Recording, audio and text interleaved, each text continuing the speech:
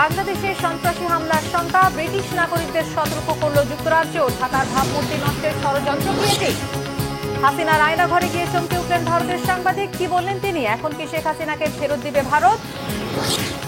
Russia Ukraine যুদ্ধ শেষ হচ্ছে দাবি ডোনাল্ড ট্রাম্পের। এতে ইউক্রেনের ক্ষতির শঙ্কা করছে কেন ন্যাটো? আসসালামু আলাইকুম, দেখছিলেন বাংলাভিশন ওয়ার্ল্ড নিউজ হেডলাইন। এবার বিস্তারিত। বাংলাদেশে সন্ত্রাসী হামলা হতে পারে এমন শঙ্কা জানিয়ে ব্রিটিশ নাগরিকদেরকে সতর্কভাবে চলাচলের পরামর্শ দিয়েছে যুক্তরাজ্য সরকার। ব্রিটিশ পররাষ্ট্র মন্ত্রণালয় বলছে, বাংলাদেশে বিদেশি নাগরিকদের চলাচলের জায়গাগুলোর পাশাপাশি হামলার ঝুঁকিতে রয়েছে সভা সমাবেশ ও ধর্মীয় উপাসনালয়। এমনকি নিরাপদ নয় পুলিশ স্টেশন সহ বাস ট্রেনের মতো গণপরিবহনগুলো। কিন্তু কবে কারা হামলা চালাতে পারে সে ব্যাপারে সুনির্দিষ্ট কোনো তথ্য দিতে পারেনি ব্রিটিশ সরকার। সঠিক তথ্য ছাড়া কেন বাংলাদেশে এমন হামলার আশঙ্কা করছে ব্রিটিশ কাউন্টার টেররিজম পুলিশ? তাদের এই সতর্কবার্তা কি আন্তর্জাতিক অঙ্গনে নষ্ট করছে বাংলাদেশের ভাবমূর্তি? হাফিজুল ইসলামের ডেস্ক রিপোর্টে বিস্তারিত। বাংলাদেশে যে কোনো সময় হতে পারে সন্ত্রাসী হামলা। নিরাপত্তা ঝুঁকিতে আছে জনসমাগমের স্থান, রাজনৈতিক সভা সমাবেশ, ধর্মীয় স্থাপনা ও বিদেশিদের চলাচলের স্থান।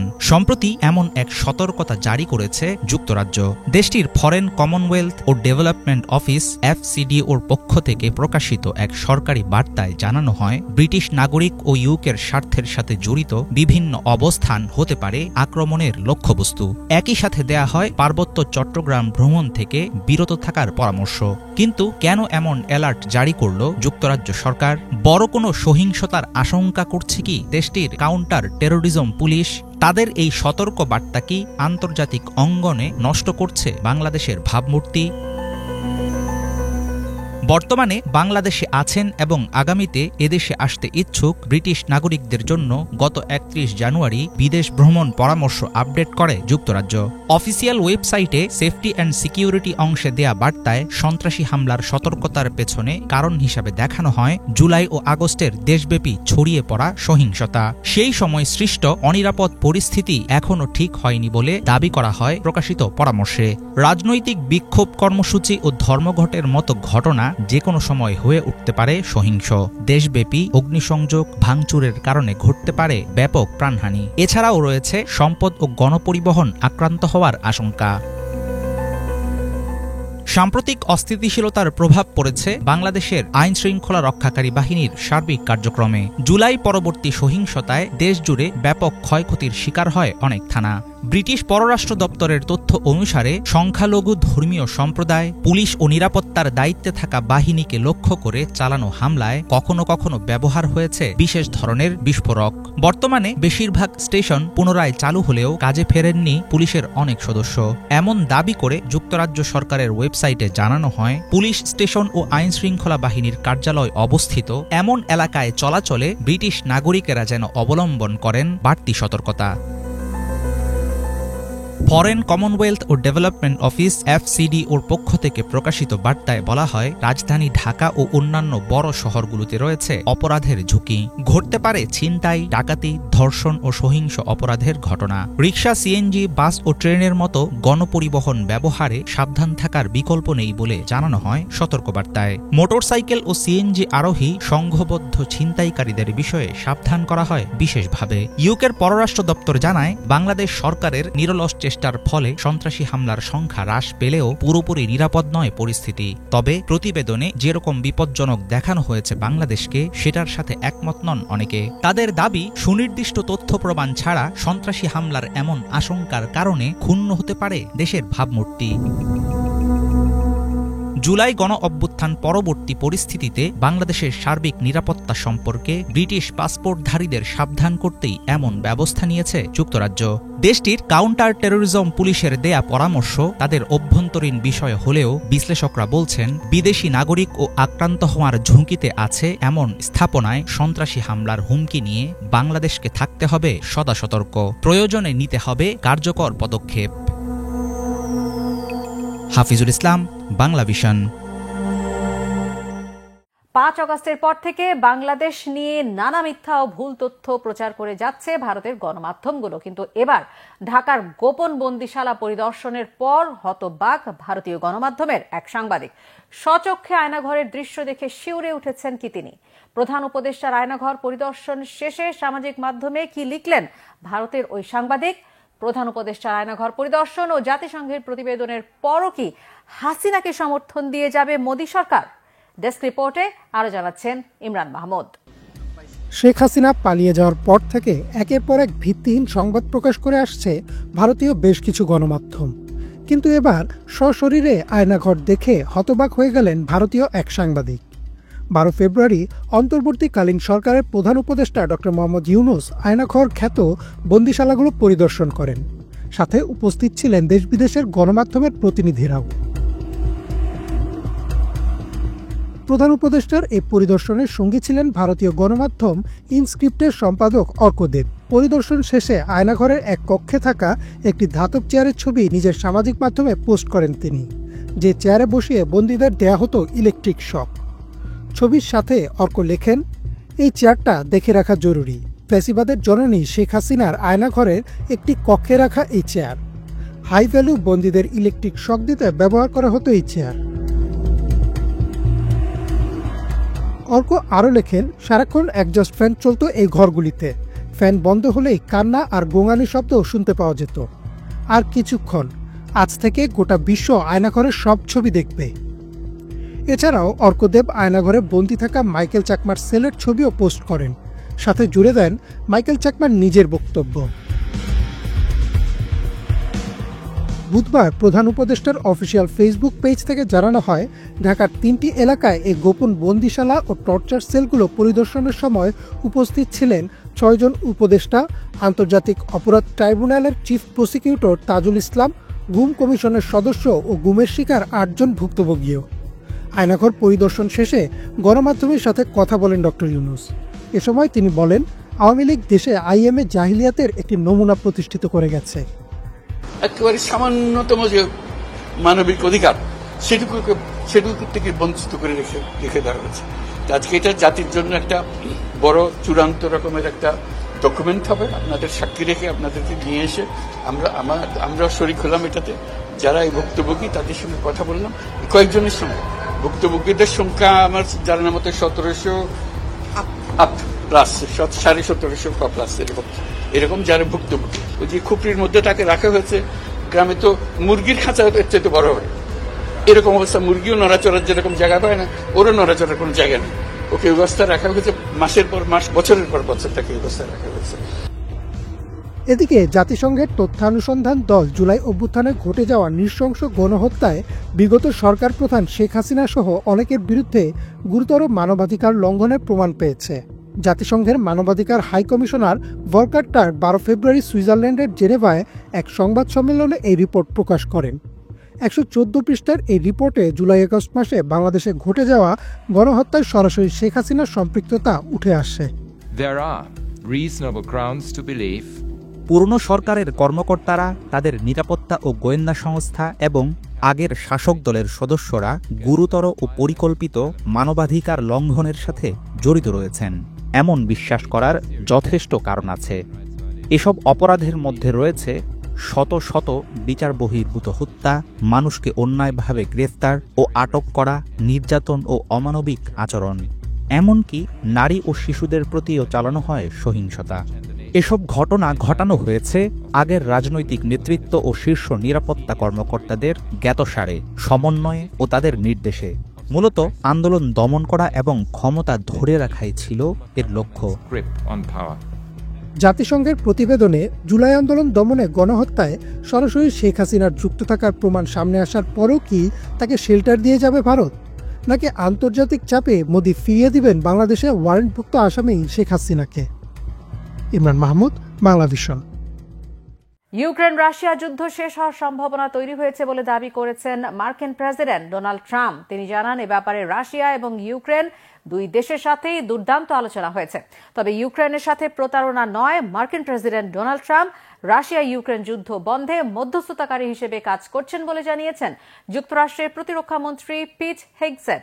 বুধবার রাশিয়ার প্রেসিডেন্ট ভ্লাদিমির পুতিনের সাথে মার্কিন প্রেসিডেন্ট ডোনাল্ড ট্রাম্পের ফোনালাপের পর প্রতিরক্ষা মন্ত্রী এই মন্তব্য করেন। তবে অভিযোগ উঠেছে ট্রাম্প ইউক্রেনের সাথে কথা না বলেই যুদ্ধবন্ধে রাশিয়ার সাথে আলোচনা করেছেন। এমনকি ন্যাটোর সাবেক এক কর্মকর্তার দাবি, পুতিন এই শান্তি আলোচনায় কোনো ছাড় দেবে না। ফলে ক্ষতিগ্রস্ত হতে পারে ইউক্রেন। কিয়েভের ভূখণ্ড রক্ষায় ন্যাটো এবং পশ্চিমা দেশগুলো গুরুত্ব দিয়েছে বলেও জানান তিনি।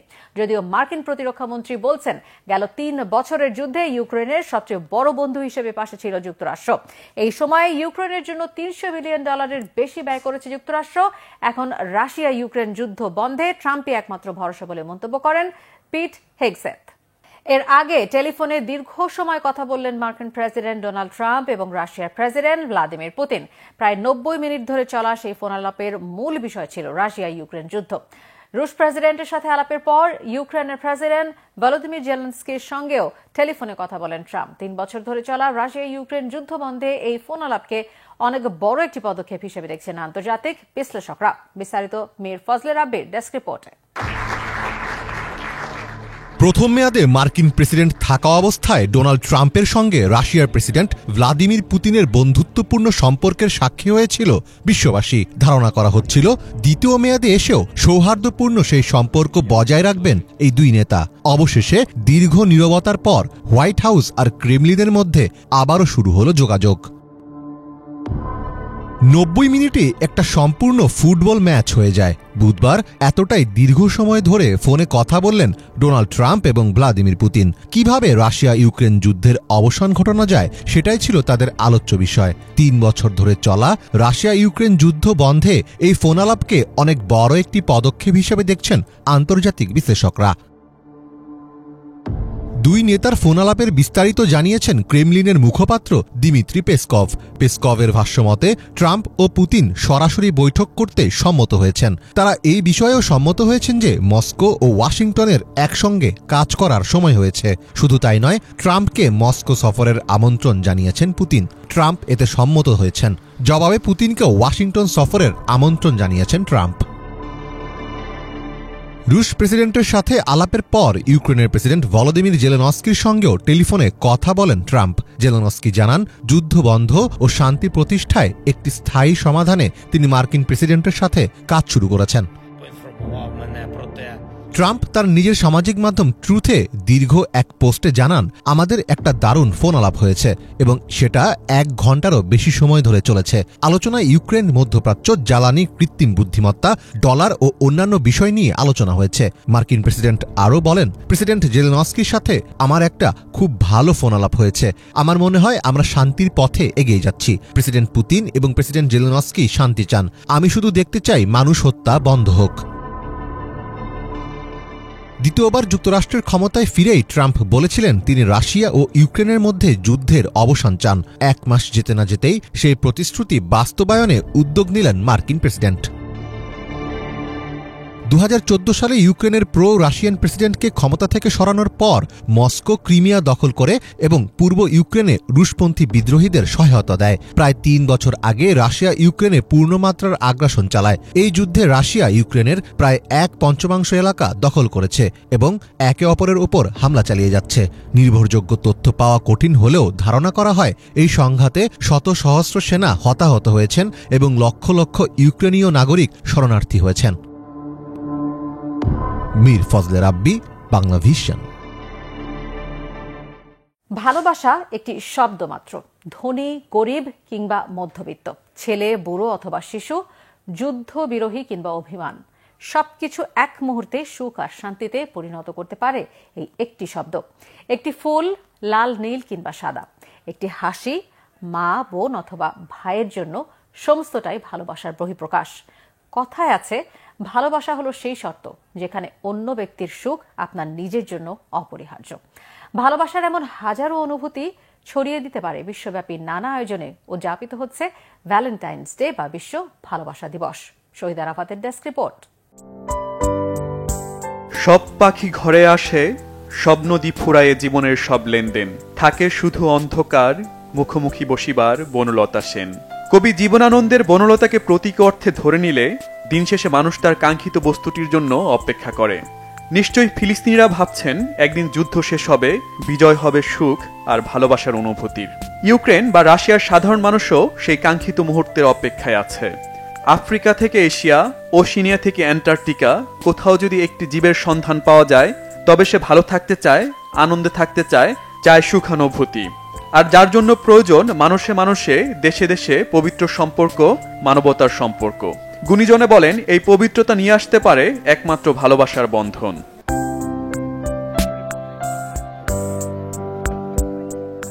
গোলাপ, সূর্যমুখী, ডেইজি অথবা গাঁদা, ফুলে ফুলে সাজানো প্রতিটি ফুলের দোকান। বিশ্ব ভালোবাসা দিবস উপলক্ষে যুক্তরাষ্ট্র, অস্ট্রেলিয়া, ফ্রান্স সহ বিভিন্ন দেশে এমনই সব ফুলের পসরা সাজিয়ে বসেছে বড় বড় শপিং মলের বিক্রেতারা। এসব ফুলের দোকানে ভিড় নানা বয়সী ক্রেতার। সাদা, লাল অথবা গোলাপি রঙের সমস্যা নেই। মা বাবা, বন্ধু কিংবা প্রিয় মানুষটিকে ভালোবাসার অনুভূতি প্রকাশই আসল।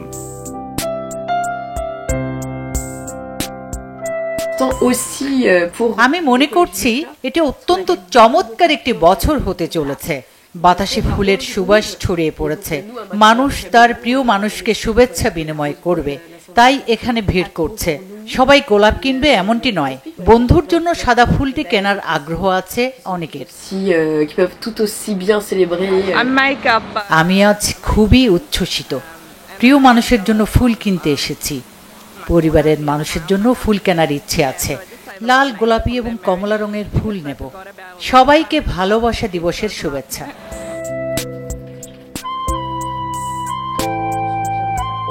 ফুলের তোড়াগুলো নানা ডিজাইনে সাজিয়েছেন দোকানিরা।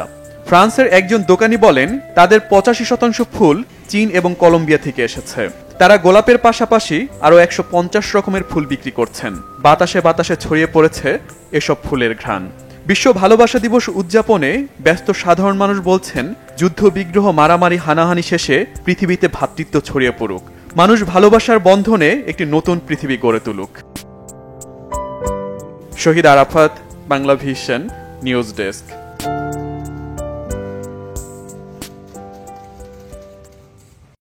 এই ছিল আজকের মতো, সাথে থাকায় ধন্যবাদ সবাইকে।